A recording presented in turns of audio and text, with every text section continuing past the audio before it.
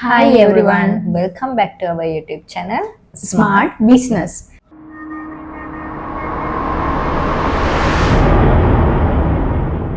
Today we have a very special discussion about Sri Lanka's booming solar industry. ශ්‍රී ලංකාවේ අද වන විට solar industry එකට තියෙන මැසිව් ඔපචුනිටි එක. මේ මැසිව් ඔපචුනිටි එකෙන් ප්‍රයෝජන ගන්න ගොඩක් සෝලා ව්‍යාපාරිකයෝ දන්නේ නැහැ.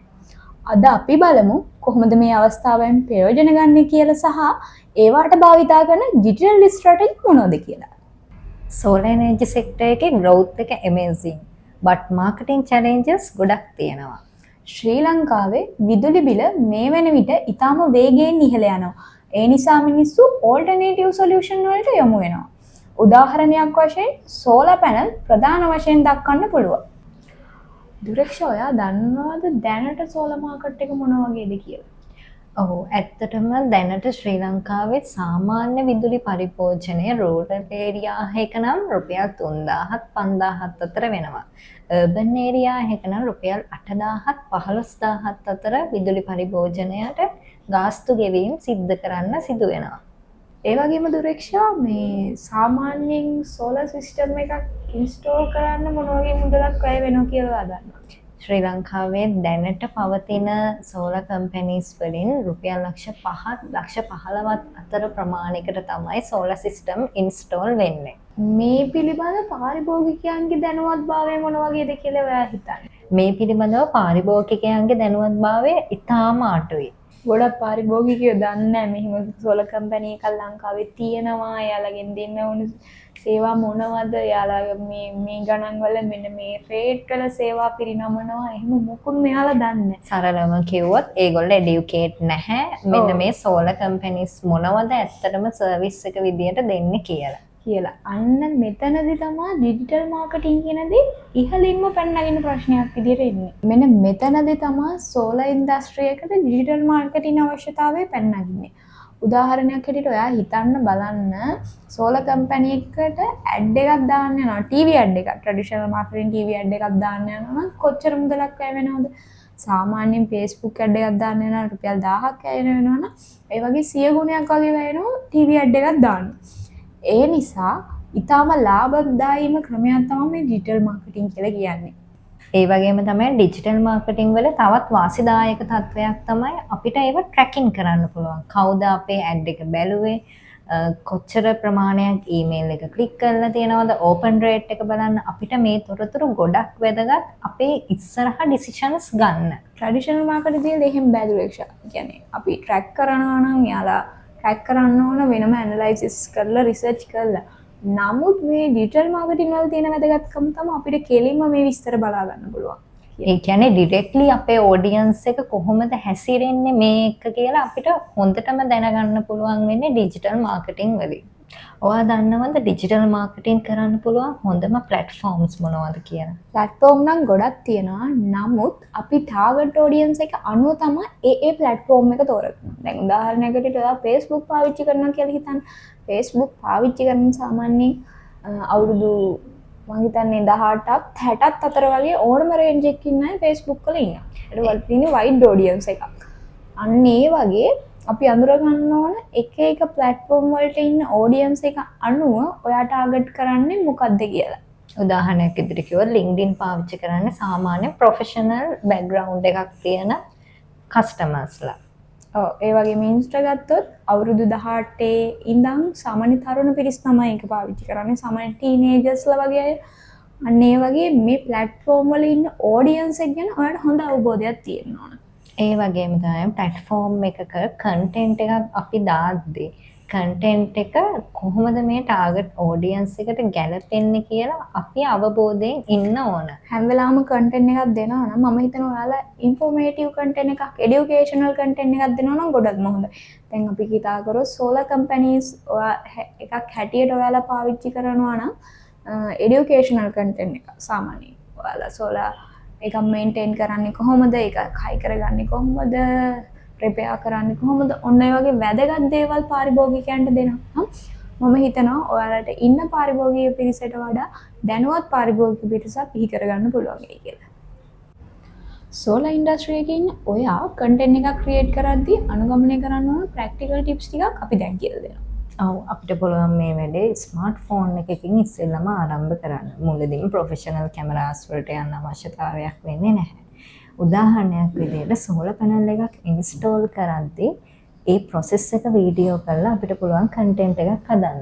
මේ දවස්වල ජනප්‍රිය තව වීඩියෝ වර්ගයක් තමයි ටයිම් ස්ලැප් වීඩියෝ. ඒ කියන්නේ ඔයාලට ඉන්ස්ටෝලේෂන් ප්‍රොසෙස් එක 80 hours වගේ යනවා නම් ඒක 2 minutes වලට කම්ප්‍රෙස් කරලා වීඩියෝ කන්ටෙන්ට් එකක් හදලා ඔයාලගේ සෝෂල් මීඩියා වල අප්ලෝඩ් කරන්න පුළුවන්. ඔව් ඒ වගේම තමයි සෝලර් ඉන්ස්ටෝල්මන්ට් එකකදී වෙන behind the scenes ඒවා අපිට ෂූට් කරලා කන්ටෙන්ට් හදන්න පුළුවන්. ඒ වගේම තමයි සෝලර් ටීම් එකේ ඉන්න ටීම් මෙම්බර්ස්ලව ඉන්ට්‍රොඩියුස් කරන්න පුළුවන්. ඒ සෝලර් කම්පැනි එකේ කල්චර් එක පෙන්වන්න පුළුවන්. මේ වගේ හරි ක්‍රියේටිව් අයිඩියාස් ඕන අපිට හොඳ කන්ටෙන්ට් එකක් හදාගන්න.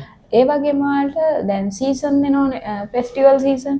ඒ ෆෙස්ටිවල් සීසන් එක පාදක කරගෙන ඔයාලට වීඩියෝස් හදන්න පුළුවන්. උදාහරණයක් විදිහට හිතන්න අවුරුදු සීසන් එකේ එනවා නම් මේ අවුරුදු සීසන් එකේ ඔයාගේ ඉලෙක්ට්‍රිසිටි බිල් එක සේව් කරගන්නේ කොහොමද?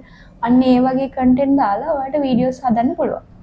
ශ්‍රී ලංකාවේ සීසන් වලට අදාළව අපිට කන්ටෙන්ට් ක්‍රියේට් කරන්න පුළුවන්. සමර් සීසන් එකේදී කොහොමද සෝලර් පැනල් එකක් අපිට ප්‍රයෝජනවත් වෙන්නේ, මොන්සූන් කාලෙදී මේක කොහොමද ප්‍රයෝජනවත් වෙන්නේ කියලා අපිට කන්ටෙන්ට් හදන්න පුළුවන්. ඒ වගේම ඔයා සතියට ඔයා දාන වීඩියෝස් වෙන් කරගන්න. ඒ කියන්නේ හිතන්න ඔයා රෙගියුලර් කන්ටෙන්ට් ෂෙඩියුල් එකක් හදාගන්නකෝ. ඔයා සම්දාට මෙන්න මේ වීඩියෝ එක අප්ලෝඩ් කරනවා. අඟහරුවාදට මෙන්න මේ වීඩියෝ එක. හිතන්න සනද ඔයා এডুকেෂනල් කන්ටෙන්ට් එකක් අප්ලෝඩ් කරනවා නම් අඟහරුවාද ඔයාලට පුළුවන් ඒක වෙන ප්‍රැක්ටිකල් ටිප් එකක් ඔයාලට කියලා දෙන්න. අන්න ඒ වගේ කන්ටෙන්ට් ෂෙඩියුල් එකක් හදාගන්න ඔයාලට පුළුවන්. ඔව් අන්තිම වශයෙන් අපිට කස්ටමර්ස්ලාගේ ෆීඩ්බැක් ෂෙයා කරන්න පුළුවන්. මේක ගොඩක් වටින අදහසක්. මොකද තව කස්ටමර් කෙනෙක් අපේ සෝලර් කම්පැනි එකත් එක්ක එකතු වෙන තව කෙනෙක්ගේ ෆීඩ්බැක් එකක් බලලා එතකොට අපි ඒගොල්ලන්ගේ ෆීඩ්බැක් සෝෂල් මීඩියා හරහා ෂෙයා කරනකොට ට්‍රස්ට් එක වැඩි වෙනවා. ඔයාගේ සෝලර් කම්පැනි එක Google top ranking වලට ගේන්න SEO කොහොමද උදව් කරන්න කියලා අපි දැන් කතා කරමු. මේකට මුලින්ම ඔයාලට පුළුවන් කීවර්ඩ් රිසර්ච් එකක් කරන්න. උදාහරණයක් විදිහට කස්ටමර්ස්ලා වැඩියෙන්ම සර්ච් කරන කීවර්ඩ්ස් ඔයාලට ටාගට් කරන්න පුළුවන්. මම එක්සැම්පල් එකක් කියන්නම්. best solar companies in Sri Lanka අන්න ඒ වගේ දේවල්. ඒ වගේම තමයි solar companies near to me, solar companies in goal වගේ location based keywords පාවිච්චි කරන්නත් පුළුවන්. අපි දැන් කතා කරමු මේ content එකක් හරහා එන lead එකක් කොහොමද conversion එකක් බවට පත් කරගන්නේ කියලා. ඔව් අපිට ඒකට පාවිච්චි කරන්න පුළුවන් lead magnets. ඒ කියන්නේ free solar saving calculator නැත්නම් solar installation checklist වගේ PDF free download කරන්න offer කරන්න පුළුවන්. ඒ වගේම අපිට ලෑන්ඩින් පේජ් එකක් හදන්න පුළුවන්. සෝෂල් මීඩියා හරහා එන ට්‍රැෆික් එක ඩිරෙක්ට්ලි ස්පෙસિෆික් පේජස් වලට ඩිරෙක්ට් කරන්න පුළුවන්. දැනට ශ්‍රී ලංකාවේ කමියුනිකේෂන් වලට තියෙන ගොඩක් ප්‍රසිද්ධ මෙතඩ් එකක් තමයි WhatsApp. එතකොට අපි හදන කන්ටෙන්ට් වලට call to WhatsApp, message to WhatsApp වගේ බටන් යූස් කරන්න පුළුවන්. ඒ වගේම follow up system එකක් පාවිච්චි කරන්න පුළුවන්. හිතන්නකෝ ඔයාට එන leads එකක් within 24 hours ඇතුළත කොහොමද අපි සිස්ටම් එකට ඇඩ් කරගන්නේ? ඒකට ඔයාලට පාවිච්චි කරන්න පුළුවන් CRM සිස්ටම් එකක්. සෝලර් ඉන්ඩස්ට්‍රි එකේ ඉන්න ඔයාට ඩිජිටල් ප්ලැට්ෆෝම් වැදගත් වෙන ආකාරය ගැන දැන් අපි ගොඩක් විස්තර කතා කරා. ඊළඟට අපි කතා කරමු ඊමේල් මාකටිං සහ බල්ක් SMS සෝලර් ඉන්ඩස්ට්‍රි එකේ ඉන්න ඔයාට කොහොමද වැදගත් වෙන්නේ කියලා.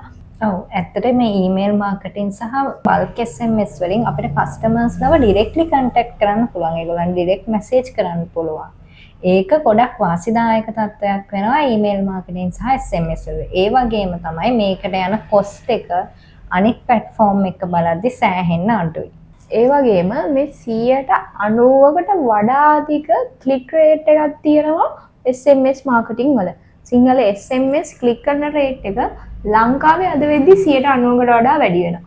ඒ නිසා සෝලර් ඉන්ඩස්ට්‍රි එකේ ඉන්න ඔයාටත් මේ බල්ක් SMS කියන එක ගොඩක් වැදගත් වේවි.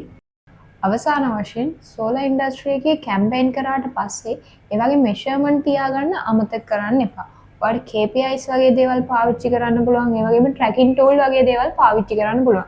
මේ tools වලට උදාහරණ තමයි Google Analytics, Facebook Insight, Instagram Analytics සහ email marketing platforms. මේ වගේ හම්බෙන මෙෂර්මන්ට්ස් අපි කම්පැනි එකේ ඉස්සරහ තීරණවලට ගොඩක් වැදගත්. නිවැරදි වෙලාවට නිවැරදි ටාගට් ඔඩියන්ස් එකට නිවැරදි තීරණ ගැනීමෙන් ඔයාගේ සෝල කම්පැනි එක යුනික් සෝල කම්පැනි එකක් බවට පත් කරගන්න පුළුවන්. මේ ගැන තවත් විස්තර දැනගන්න ඕන නම් අපි දෙනවාට ෆ්‍රී බුක් කන්සල්ටේෂන් එකක්. විස්තර ඩිස්ක්‍රිප්ෂන් බොක්ස් එකෙන් බලාගන්න.